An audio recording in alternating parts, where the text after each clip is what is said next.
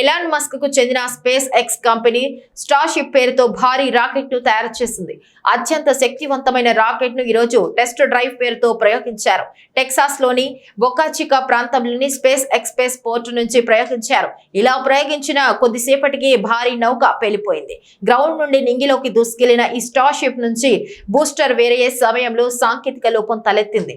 Separation క్రమం విఫలం కావడంతో రాకెట్ మొత్తం మండిపోయింది. ఈ క్రమంలోనే సుధకథ శబ్దం చేస్తూ పేలిపోయింది. ఫ్లైట్ టెస్ట్ అనుకున్న విధంగా జరగలేదని స్పేస్ ఎక్స్ ట్వీట్ చేసింది. స్పేస్ ఎక్స్ విఫలం కావడంతో మరోసారి ఈ ప్రయోగాన్ని నిర్వహిస్తామని స్పేస్ ఎక్స్ తెలియజేసింది. అటు స్పేస్ ఎక్స్ యజమాని ఎలాన్ మస్క్ కూడా దీనిపై స్పందించారు.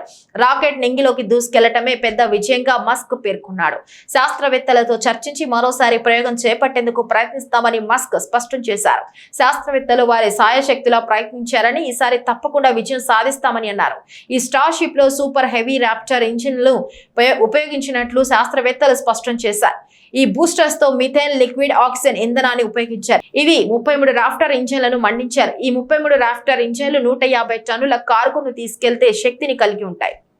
If all goes well, we hope to see our Starship spacecraft and Super Heavy booster, which we collectively call Starship, lift off together for the first time in exactly 33 minutes from now.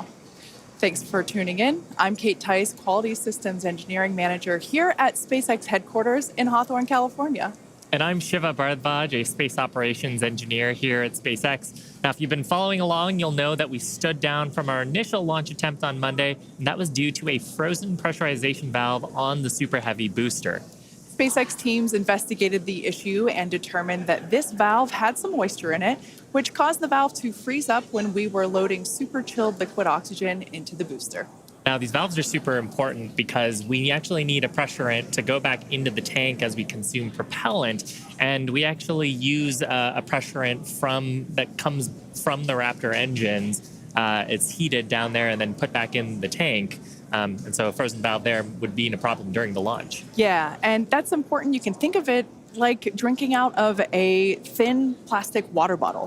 If you're chugging that water, it crinkles if you don't let air back into it. So we use that hot exhaust gas from the Raptor engines to refill that consumed volume as propellant is depleted. So it was a great find by the Countdown, and that's why we have a countdown, is to allow us to find those issues prior to liftoff. So all of that being said, our teams learned a lot over the last 48 hours, and we are ready to give it another go. As many of you know, Starship is the latest and largest vehicle developed to date by SpaceX. It will be the world's most powerful launch vehicle once fully developed and have twice the thrust of the Saturn V rocket. But the key breakthrough with Starship is that it will be fully reusable and capable of carrying up to 150 metric tons of payload to orbit in a reusable configuration and up to 250 metric tons when expendable.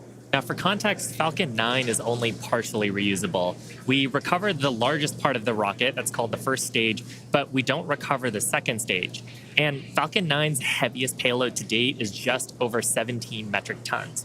So 150 to 250 metric tons on Starship is an order of magnitude greater in terms of the payload capacity. Now, for today's test, we will be the first of many as we work towards transitioning Starship from a developmental into an operational program. And the primary objective today is to gather as much data as we can around the fully integrated vehicle.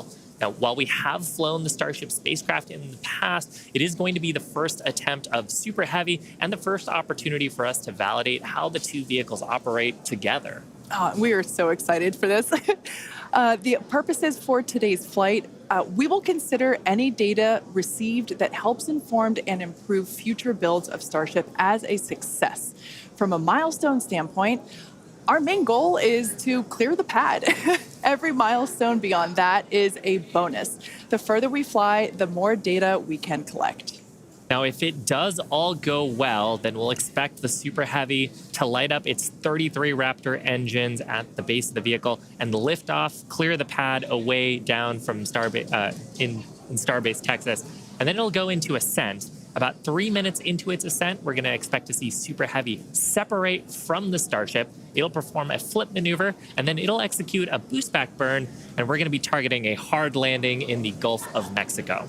And while that's happening, we hope to see Starship's 6 second stage engines ignite and watch as Starship coasts for about an hour at